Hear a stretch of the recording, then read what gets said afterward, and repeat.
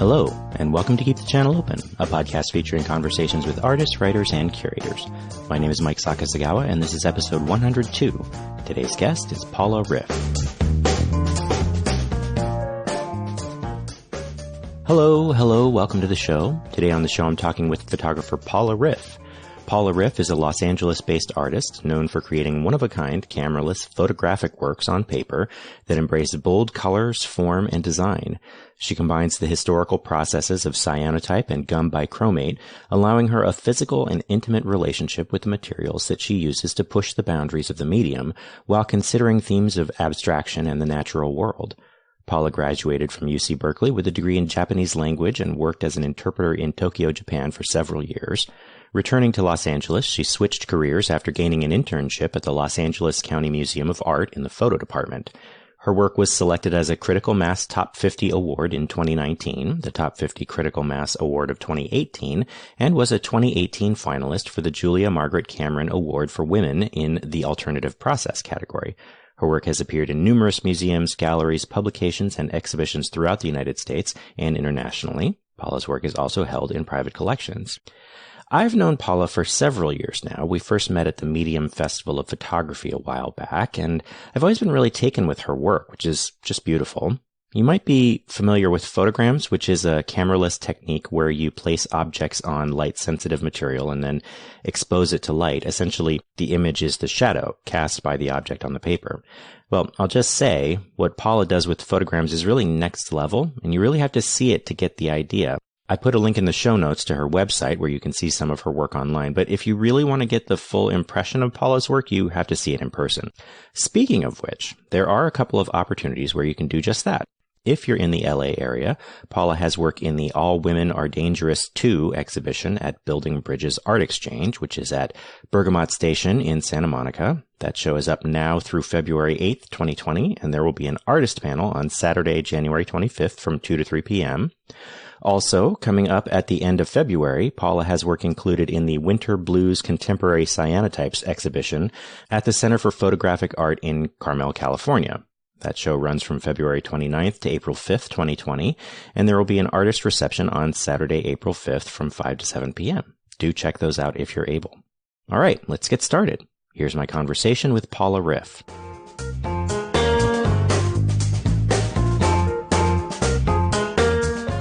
Sort of one of the first things that I wanted to talk about, and this is going to be kind of a prosaic question, I think, or at least it's one that I know you will have heard many times before, including from me last time we had a conversation at Medium. But I hope it'll go somewhere interesting. And that is, so your work for a while now, you've been using cameraless techniques, and more, especially in your newest series, Blue is Not the Sky, you're really sort of moving away from representation in general. And so, this is one of the things that I find interesting about your work, and especially this is something even that you talk about in your artist statement for Blue is Not the Sky, about how you're interested in getting away from preconceived ideas of photography. Yes. And so I kind of wanted to just start by talking about, what do you consider to be the fundamental, this is what photography is? And then also, why is it important to you to be working in the framework of photography instead of some other visual form? Right. Yes. I do get that question a lot. I'm sure. How is this photography? Coming after looking at, is this photography or how is this photography? And as time passes and I continue working in this manner, I'm delighted, and it gives me a chuckle. I'm delighted because I get to, again, think about all the things that I think about a lot. If you think, for me, photography, the three basic elements of photography, of course, there's lots of things involved, but if you break it down to the basic, in my mind, what it is, it consists of light, time, and a photosensitive material. So, for example, if you think about going back to, and I am using historical processes, so the very beginnings of photography or even the beginning of photograms, which is also a big part of my work, or if you think of a camera and a lens, you are looking for light and you're adjusting the aperture if you will, or opening up the lens or closing of the lens, depending on how much light is there or how much light you want to come in. And then also the second element of time, whether that's the shutter speed or the time of the exposure, which means contact with light, again, whether it's sunlight or another form of light. I use a light box now.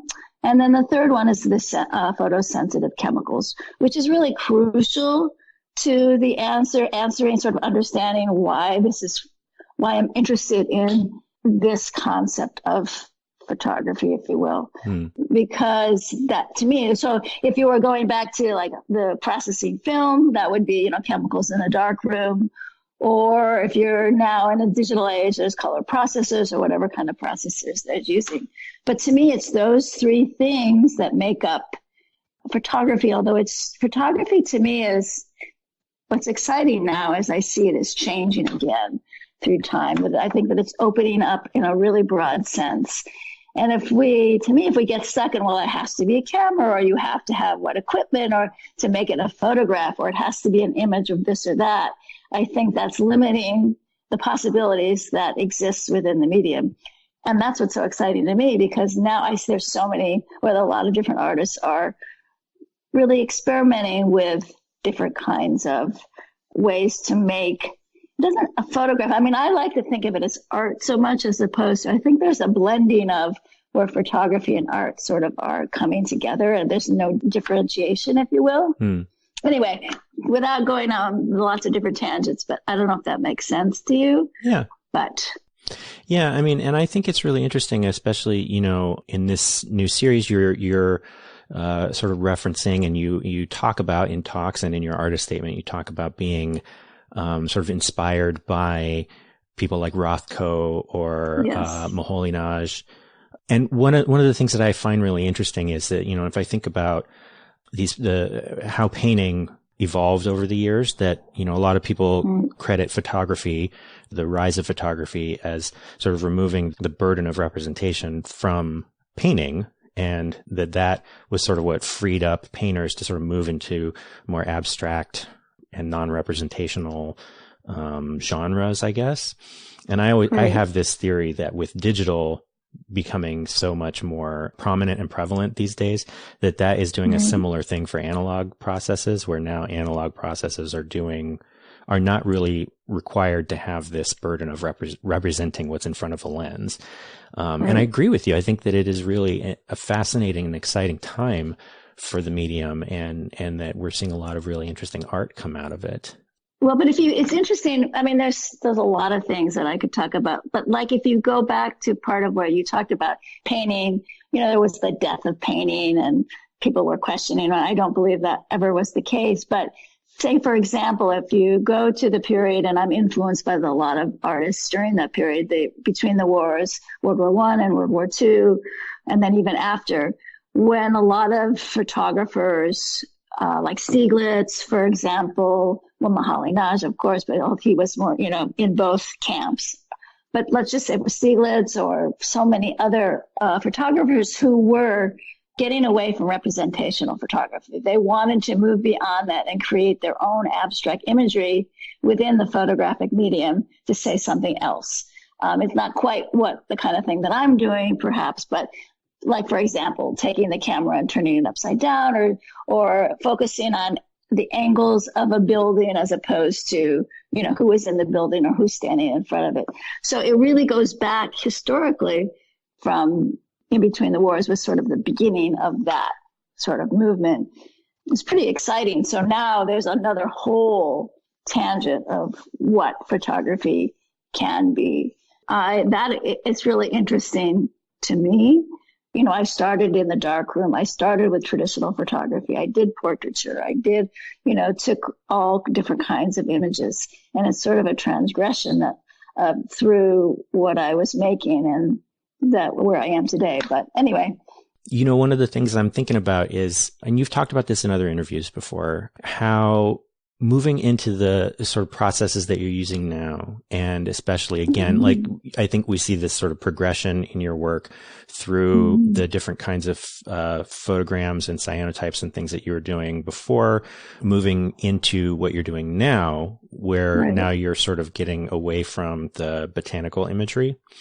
You've talked about how this shift in your work, moving away from the camera, was really freeing, you know? Yeah. Yeah. And, yeah. Go ahead. Sorry. Well, I find it really interesting because, you know, for me, when I'm making photographs, it's, you know, I'm doing something entirely different from what you're doing, which is, you know, that is what it is. And I don't think there's a wrong way or a right way, but like, I find the idea of not having the limitations of being too free to be kind of like paralyzing sometimes. I totally get But the thing about, this idea of being free, one of the things that I wonder is like, why are you still pulled to the photographic process? You know, because like you could have a lot of freedom in something like drawing or painting as well, right? Or collage or anything like that. So, so what is the pull to still be using photographic processes? Well, that's a great question. And I do think about that a lot because, you know, I think in some ways I am a frustrated painter, but I don't draw. I can't really draw very well, but I do love paint. I do love brushes. I do love that, whatever the feeling of using those kinds of things, materials, if you will. I'm a material junkie. I love to go to an art store and, you know, buy paints or chalks or whatever kind of things and experiment. However, I guess it goes back to, it's really the photogram that is fascinating to me. I mean, the photogram is an amazing history, as you know, and it, you know, goes back a long time as well. But the idea of a photogram, people think it's a very simple, well, sometimes, it's simple. You're just placing an object on a photographic sensitive material. But it's so much more than that, especially when whoever's using multiple layers. So for example, and it's just a technical or a process thought, if you will. But now that I'm combining cyanotype and gum, each layer becomes a new canvas, if you will. So a new possibility to make a exposure.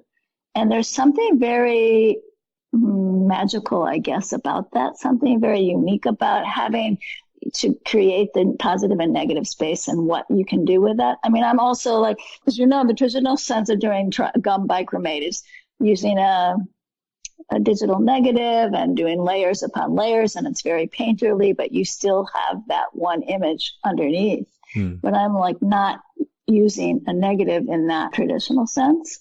So what I'm trying to say is that gives me the possibility to really shift the possibilities of positive and negative space and the possibilities of what photograms which can produce. And that interests me. I think it would be a totally different thing if I were just painting. And also it's sort of, I still think I'm rooted in that, going back to the basic elements of photography. We started where it's light, the duration of time, and then something that makes photosensitive. So it was so different with a painting that it would be a different thing. Of course, you look at the light outside, but you don't use that as an integral part of making a piece of artwork, if you will. Yeah. So is that sort of, it gives you, I mean, you can play so much with the duration of the light, the exposure times, all of that. And that makes it also, the possibilities expand to me anyway. Yeah. I mean, I guess, as I'm thinking about it right now, what I'm sort of thinking about is how, I mean, even within sort of more straight photography, there are usually a lot of different ways that you could arrive at a similar image, whether you're using a digital camera or a film camera or, using film simulations with a digital camera, things like that. I guess what I'm thinking about is how for each artist, the process by which we arrive at the final product is pretty important to what the final product means, if that makes sense. You know what I mean? Yeah, it's true. It's really true. I've never used oil paint in the truth. I don't know what that experience is like. I've been, in the photography world for a long, over 25 years or more. And so sort of to like, well, why not paint? It's sort of, I feel like for me, I don't know. It just is a transgression of my whatever artistic path, whatever that is. I don't know. It's all a bunch of bullshit anyway. But I recommend it. It's really fun. And I totally understand. I used to like have a camera and be so enamored to be behind the lens and what I was seeing and trying to frame that and the composition of that.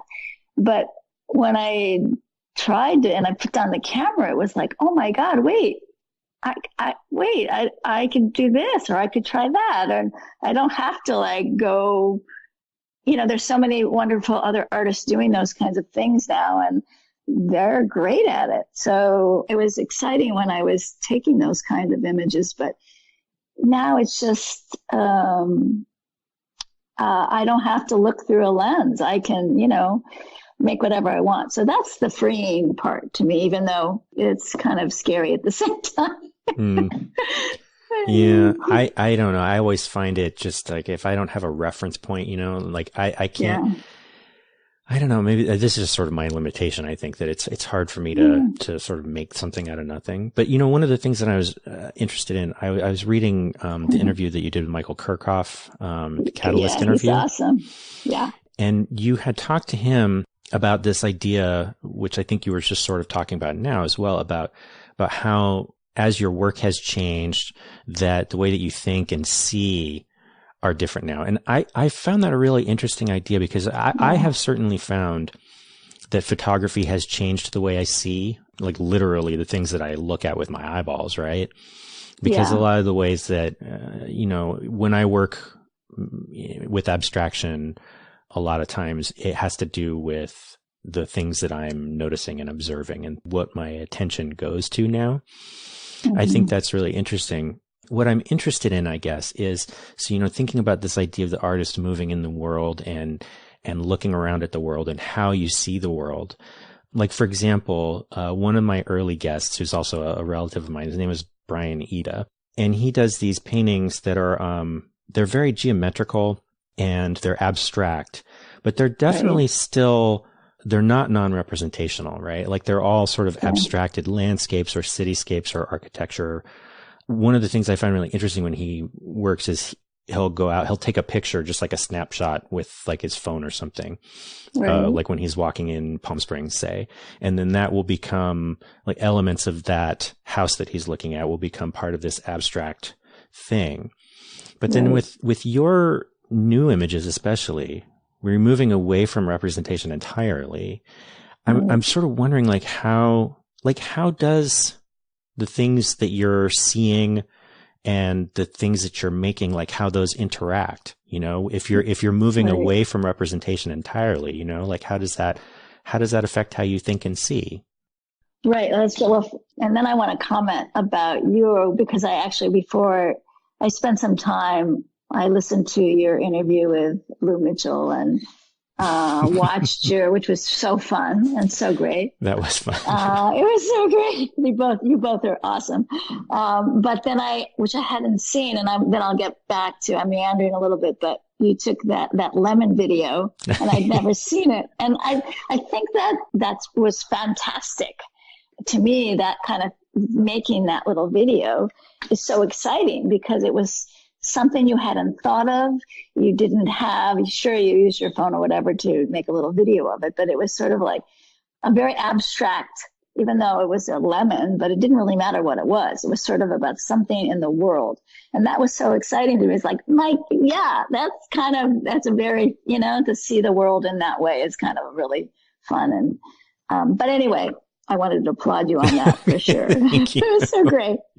But getting back to your question, for me, it's a little bit of a combination as well of your cousin or relative that you just mentioned. I spent a lot of time looking at a lot of different artists, many painters. Right now, I'm really interested in painters, not only from before, like Rothko, of course, I love, of course, and we can talk about that as well. But I also go to the movies a lot, and I get inspiration from looking at things whether it's at a movie or even in my environment, but I don't see it as much like, oh, that's a great shot. Stop. I have to take that.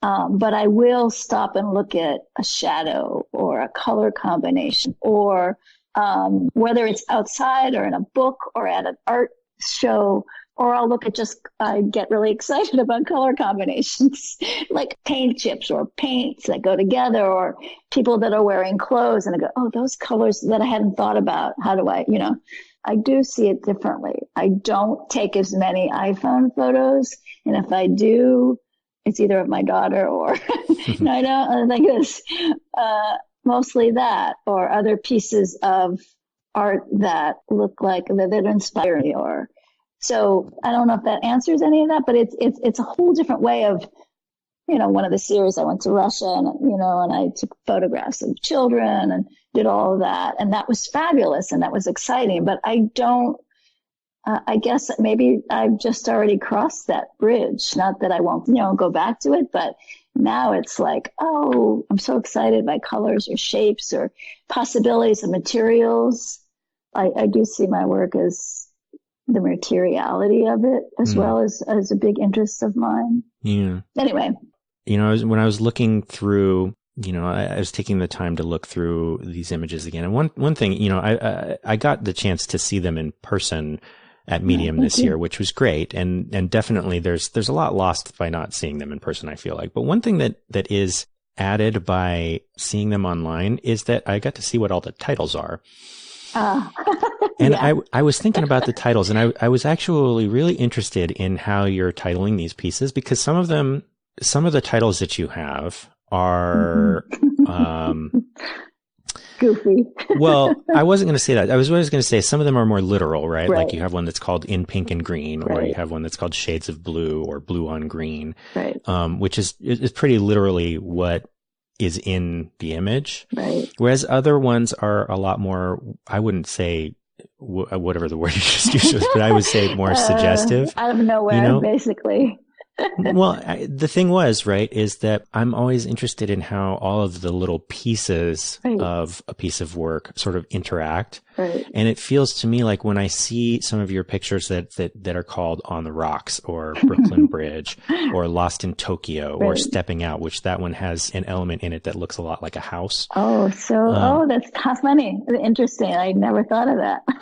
Well, when I see those titles, like I can't help but frame it differently when I read the title than if I'm just looking at the image by itself. And so I was sort of kind of wondering how you think about titling, and how you think about, what that is or isn't doing to the experience of the image, I haven't. Yes. Well, it's a couple of things, and it's a great observation. Thank you. So I used to, for example, first of all, titling is hard, but it's hard. It's a pain in the butt. I do, and sometimes I'll change it, but there's a couple of reasons. So I had this series called Russian Postcards that I sort of mentioned briefly, and I didn't know how to title. This is already, they would take images taken a while ago, a bunch of 20 some years ago, although I went back and hand colored them, so they had a new life and everything. But anyway, it was like Russian postcard number 1, number 2, and just numbered them. And it got really out of hand because sometimes the numbers got mixed up, and then it was just really confusing. And actually then it got boring to me. So I said, enough of numbers, and untitled isn't going to work for me. So I really think about the titles, and just for example, some of the titles, Stepping Out has a lot of those titles, Stepping Out in Blue and Green, Blue on Green, trying to think of for one thing, I listen to a lot of jazz when I make art, or a lot of jazz in general. So those are references giving credit to Miles Davis or Coltrane, and Blue on Green is actually I think it's one of his titles from one of his songs. It goes back. Yeah, that's right. It's from Kind of Blue. Out, or sometimes I'll take an iteration of that. But it has a personal reference to me because I'm listening to those songs. And I also, maybe I'm making it more complicated because it's really not that complicated. But, jazz, I love to listen to jazz, but also has this improvisational element that is part of even though I plan most everything when I'm making a piece of art or a piece of work, there is a bit of, improvisation that will come into play, if you will. And then there's another element of some of it's like from personal history. For example, Brooklyn Bridge. I spent, my daughter she's now here, but she lived in Brooklyn for a couple of years, and it was just fond memories that I wanted to, I wanted to attach that emotional element to it. And I also like to have fun. I think that I also like to sort of have a quirky title, because I think it gives an element of something that is positive and not so dark to the image. So a playful kind of thing. I like to have fun. So there's one image, the title, and I think it's the other series, where it's like not a lawn chair, which has nothing to do with it, but it's yellow and green. I was thinking of a pool, wishing I was by a poolside. And so I just but I do spend time, and excruciating time, and like, how do I title this? Yeah. I'm terrible with titles myself. I can never figure out what to title things. I don't like to be boring. And and I think if you can give a little twist to it, there's a lot of artists, like wonderful titles, and you go, oh yeah, I wanted to use that. Yeah. Anyway. So I think this is a thing that, what you were just saying, about adding the sort of personal reference in through the titles. And something that you have said, I think I've seen you say this in a couple of places, or maybe it was something that you said to me and to Michael Kirchhoff, but that your work, even though it's not necessarily obvious at first glance, that you see your work as autobiographical. And I think that's a really interesting idea. And I want to, because it isn't obvious, right? But I wanted to talk a little bit about that. So like how does autobiography come into the work for you?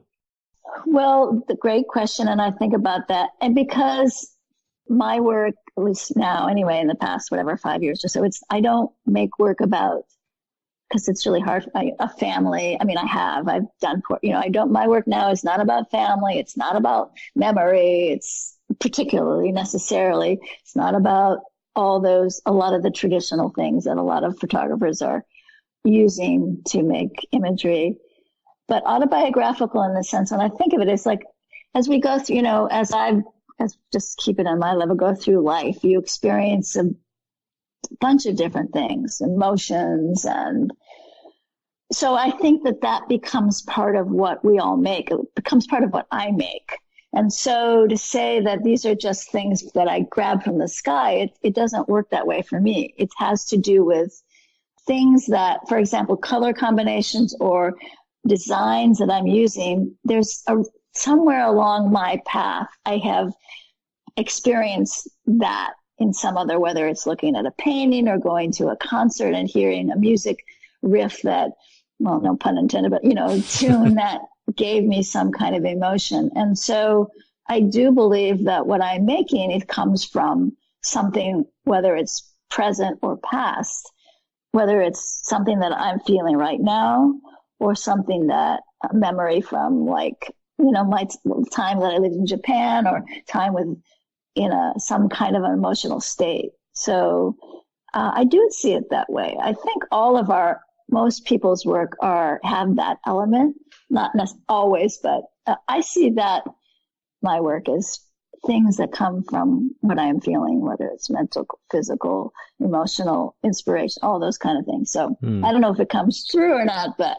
Well, one thing that I was thinking about is, and I want to see how this strikes you, because when I looked at these bodies of work that you have, different photogram type of work that you have on your website, you've got several series of these, and like going sort of, I think they sort of going backwards in time. You have Blue Is Not the Sky, Shibui, What's Love Got to Do with It, and the Concerto in 3 movements. And especially when I take those works in the context of their artist statements as well. The Concerto in 3 movements is sort of about ephemerality and mortality. What's Love Got to Do with It is sort of about the ups and downs of relationships. Shibui is about that aesthetic and sort of the hidden complexity and nuance and simplicity. And this new one is about moving away from representation and into a freer aesthetic. You're so good, Mike. Right, spot on. Yeah. Well, when I take those in that order, right? Those concepts describe an emotional arc to me. You know? Yeah. They seem to describe an arc of self-discovery, and I found that really fascinating to sort of chart that line through those 4 different projects. But I wanted to see how that struck you. That's such a nice, you're great. Oh boy. But I think you really hit a lot of the nose on the head on that. I mean, that's just sort of what I was trying to say about how we as artists, people, spiritual or whatever beings, we do have our work is autobiographical in a sense, what we are experiencing or outer things that can make us feel something. It's true. Let's just take what love has to do with it. It was, a relationship that I was like feeling mixed feelings, and I was just taking that as an abstract thing. And I was also using, in those 2 series, that and Concerto, I was also marbling my own paper. And so it had marbling paper. It was interesting. Someone asked me the other day, they didn't know what marbling paper was or how it was made. And I thought that was I've always loved marbled papers, and I don't know if you've ever marbled papers or are familiar with it, but I've certainly seen marbled papers before, but I've never done it myself. There's 2 schools of it. One is the Japanese, more free flowing one. The other one is the European, where we use different paints and it has much more, you have more control over it. But it floats on, inks on top of the water, and it's a one-time. So it's a very Zen, meditative kind of thing where you don't know what's going to happen. And I sort of saw that as, and what's love got to do with it in particular, sort of relating to a relationship, a love relationship, the ups and downs. And it was just, it was a lot of fun to do. Marbling's a lot of fun. The Concerto series, it was actually, and this is the autobiography, had to do with, and I was using platinum palladium on top of that. And I don't know how successful that was, because I was questioned, like, why are you using platinum palladium for this? Platinum is supposed, is this beautiful traditional material and they were using this with marbling and abstract imagery. And I was like, I don't know, why not? There's no rules for me. I don't, use cyanotype for this or platinum for that, or anyway. But that was the basis for that and why I wanted to use platinum was what was happening politically around us and the change of times. It was so much darker to me still. And we won't politics. That's another whole subject. But sort of that was I was feeling, but trying to balance that with, and then the series sort of goes on and. From Shibui again. But I felt like I'm using botanicals. I had used botanicals for a bunch of years. And finally one day I said, I want to do something else. Who knows if I will combine it, but I was like, I want to make my own. So there was that trend in my mind. So often, and if you look at some of the images I'm making now, they're biomorphic shapes, if you will. Some of them have a beginning from botanicals.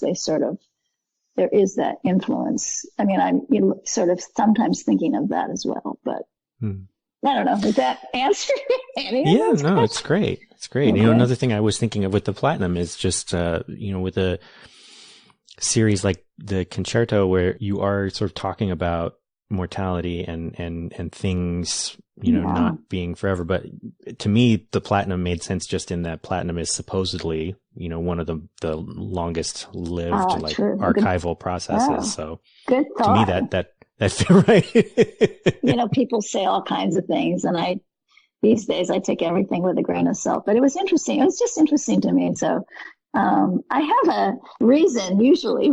Most things are, even though that may be thrown out the window at any point.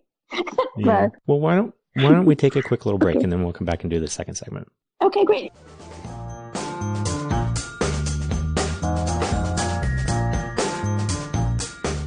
Okay, so for the second segment, I always invite the guest to bring a topic of their own, which could be anything you'd like to talk about, whatever happens to be on your mind. So what would you like to talk about today? Well, I always want to talk about art, of course, but I wanted to talk a little bit about, I had this experience the other day, and it's not really the first time, but well, let me predicate it by saying I'm not a traditionally religious person. You know, I don't adhere to a specific, even though I was raised in a certain tradition, religious tradition, I'm not a practicing religious person in that traditional way. I don't go to a church or a temple, but I do see myself as a spiritual, believing in some spiritual, natural atmosphere, world, whatever. Anyway, so to predicate that, I went to a fabulous art show or just a gallery, some work in a gallery. I have been, as I mentioned, I look at a lot of abstract painting lately, and I had discovered an artist I hadn't known about and I was so happy to find out about. He's named Harvey Quaitman, and it was a show at a gallery, wonderful gallery here at Blum and Poe, who shows it's a well-known gallery, a lot of different artists, painters, all different kinds of artists. But anyway, it's a beautiful space. And it was in the middle of the afternoon, not an opening. And he painted, he passed away a while ago, but he was very prolific and well known in the 60s, 70s, and 80s, painted in New York. But they're beautiful, big, huge canvases of different shapes. And they're also very simple and very abstract. And when I walked into this gallery, a beautiful skylight, one person there, maybe not even, I felt like it was like I was in a church, if you will. And I felt this was like, I just wanted to sit on the floor, be there for a long time and sort of look at the work, which made me think of how fabulous it was to have this kind of opportunity. I mean, I go to a lot of art shows and museums are fabulous, but it's usually with a bunch of people or crowded. But to have this experience in a gallery, was just so special. And I made me think about, galleries now, especially in LA. And also, it's hard to stay afloat and they're closing. And, it really made me sad and wonder and think about the art world as we see the proliferation of exhibits online. And don't get me wrong, I love all of that because there's pluses and minuses to both sides. But I sort of wanted to talk about what's the future of seeing art in spaces like that. Even when I was at Medium, when I showed you in October, and I was able to see that fabulous show at San Diego. I don't know if you went to see the Louis Gonzalez Palma show, but a beautiful space and beautiful artwork in it. Those kind of things are so special. And if those spaces are closing and we're just seeing things online, it's making me sad. So, yeah. I mean, I think it's interesting, I know what you're talking about with that sort of spiritual kind of feeling that you can get in a space like that, especially if you're by yourself. And I think part of that is just, I think it's interesting just to think about, when you're in a church or a cathedral or something like that, how the people who were making explicitly religious spaces were really relying on the power of art and architecture to sort of create that sort of numinous feeling. But, some sort of more to the thing that you were just talking about there, I do think a lot about how sort of the intersection of art and capitalism, and how it doesn't really seem to be working out really great. It's really tough. And I don't think anybody really knows where it's going. I do think that there's something that is important for many types of work to be seen in person. Yeah. Painting is often one of those, and work like yours, I think, really benefits, and you get a lot more out of it seeing it in person at scale, and especially with your newer work where you're using cuts and layering and things like that you can't really get the same sense of it online. Right. Yeah. I hesitate sometimes to say, I think a lot of people will sort of have this idea that online spaces are what's driving the sort of closure of physical galleries. And I'm not sure that's true. Like, I suspect it has more to do with things like rents. I agree with you. Yeah. Yeah, and also who's buying art, who's buying photographs, who's buying, there's a big, it's either the really blue chip, the really high end painters or photographers. I mean, artists who are selling, or somewhere a little bit where it's really affordable. So it's hard. So, I mean, I always think there's room for everything. Social media is great. So many more people see our work because of Instagram, or because people are looking at that, and I want to be part of it.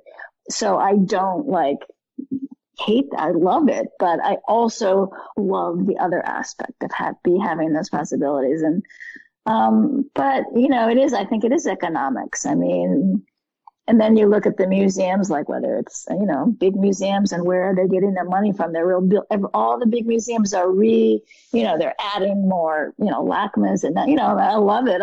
It's a beautiful, wonderful museum, but they're all adding more buildings and more, lavish exteriors. And MoMA just reopened with it. I mean, I haven't been there yet, but all this money that's being spent, I don't know, but. It's a tough question. Yeah. One of the things that I think about a lot with online stuff is that I feel like what I was just saying about your work, for example, or other work that really demands to be seen in person.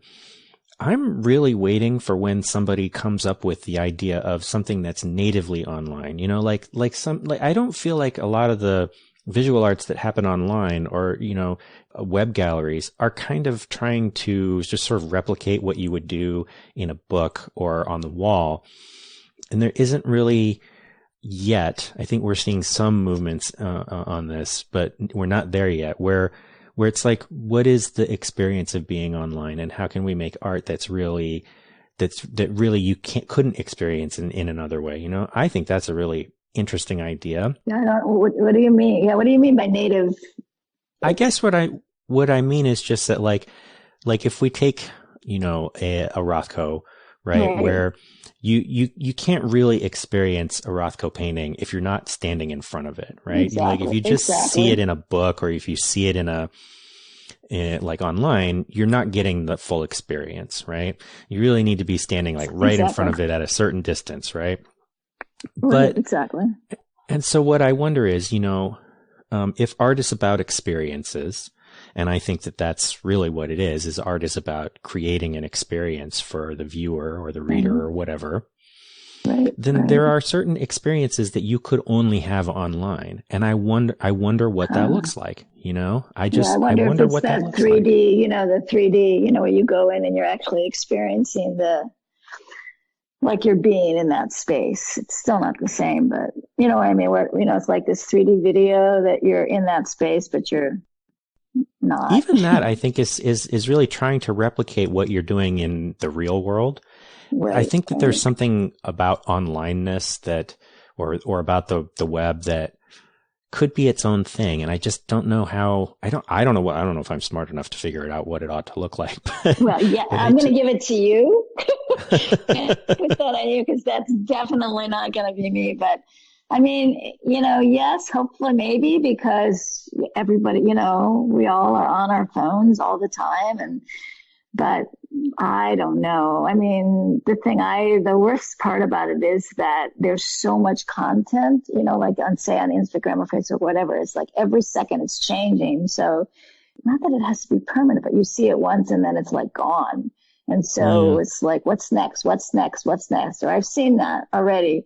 So not really really like, again, the experience is a whole different. I mean, I see a lot of fabulous things online. I get a lot of inspiration from artists that I would never even know existed if it weren't for Instagram, say, for example, or online platforms. But still, I'm old-fashioned probably, but I'm okay with that. Yeah, I mean, I'm old-fashioned about stuff too sometimes. So, I think everybody is about some things. Yeah, I mean, it is sort of a thing. I have a suspicion that we are going through, in many ways, not just in the art world, but just in general. I think we're going through a time of great transition when it comes to our social and economic structures. And nobody really knows what the world is going to look like in 20 years. But or if it'll be here. Yeah. But I think, I have a suspicion that even if it doesn't look like what it looks like now or what it looked like 10 or 20 years ago, I cannot imagine that there will just be no desire for physical media in art, or physical spaces to display for sure, art. For sure. I feel like I'd like to see that. Yeah, I'd like to see the trend. And I'm also interested in this too, is where it doesn't have to be in a gallery space, where it's more, out in, more an ephemeral sort of, a museum out in the woods, or not a museum, but, just putting, displaying it where it doesn't have to last, it's, forever. And it's sort of the experience of having it out there, looking at it there, experiencing it there, in different spaces and different, So I applaud that kind of thing, and hopefully there's more of that. Who knows? Yeah. The real question for me is, sort of gets back to the economics of it, which is, right. as you were saying, when you're talking about price points, about the difference between like the really big blue chip artists galleries and the smaller, more maybe affordable or community spaces, things like that. And not a lot in between. That's like that middle is what's getting squeezed out right now. Yeah. To me, that really says a lot about, like, yes, I assume that there will be physical art spaces in the future, but the question then is like, who has access to those, both as an audience member and as an artist, and I think that's an important question for us to consider. Yeah, no, I know. I mean, crazy, but I'm hopeful. I like to be optimistic. Otherwise, it's really hard to go forward. So people will be making art. It's sort of to me, it's an essential. Well, at least it's essential for me. And I think and it can be any art form. It's not painting or photography, or like you're a writer, you're a lot of different things. And I think I know that will continue to exist, in different forms. There's no stopping art. I'm sorry. Yeah. But anyway, I wanted to give one nod, and I mentioned it to you before because I was just listening, because it was so meaningful to me.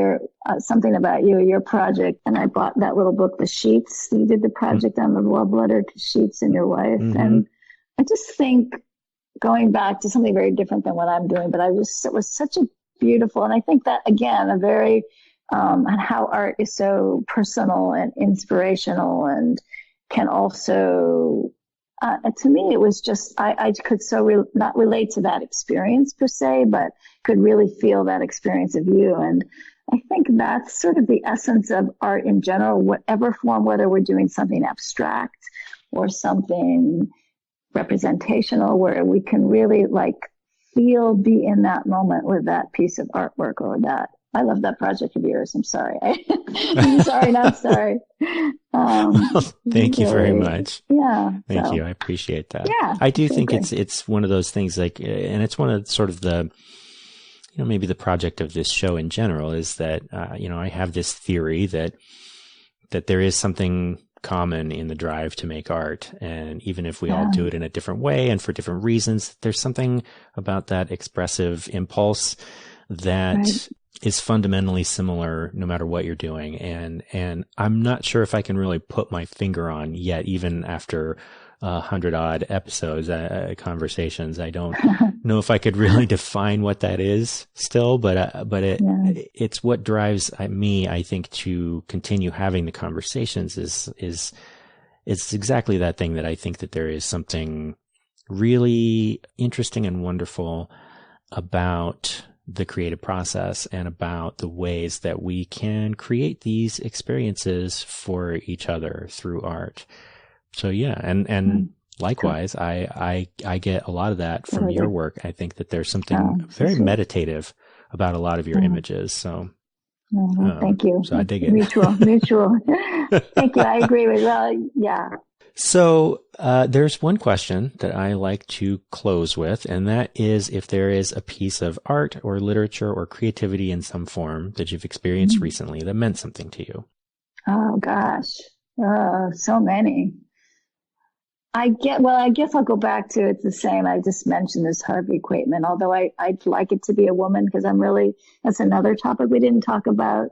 I'm really want to see, really applaud women artists and see, that's another conversation. There's not as many women artists in museums and so on and so forth. But when I saw his work in person, and it resonated with me because he broke all modes he just tried all different kinds of things, and his passion for what he was doing, it was just very basic in a way, even though it was very complex. He would get excited about paint and the colors of paint, and he made everything from all his own canvases and broke them up. They're different shapes, and they're not your typical square or rectangle, if you will.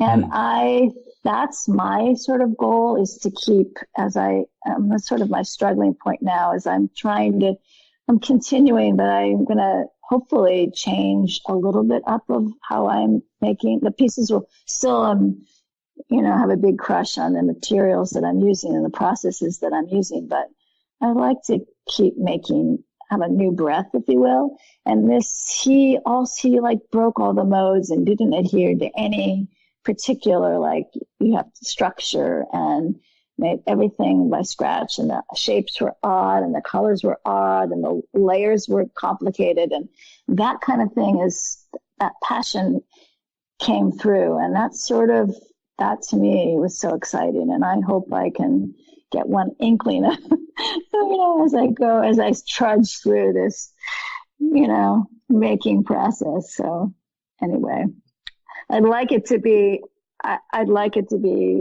so many things, but I guess I'll leave it at that, if that makes sense. Yeah. Well, thank you so much for talking with me. I really appreciate it. Thank you. Thank you so much for asking me. Thank you so much for spending so much time with me. And you're awesome.